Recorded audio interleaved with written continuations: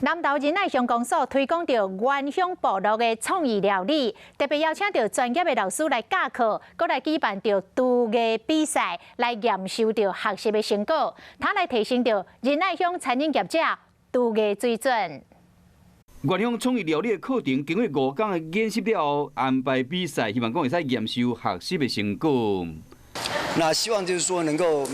发展出我们在地的创意料理，能够用我们当地的食材、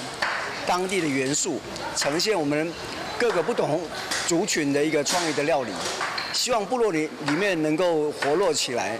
老师甲学员利用山胡椒、鹿椒、刺葱、山冬瓜等等的香料结合部落传统的美食。感恩仁爱乡给我们出门学习的机会哈。那我们今天准备的是马告跟刺葱哈，那个都是我们仁爱乡里面最随处可得的食物哈。那我觉得我们尽量让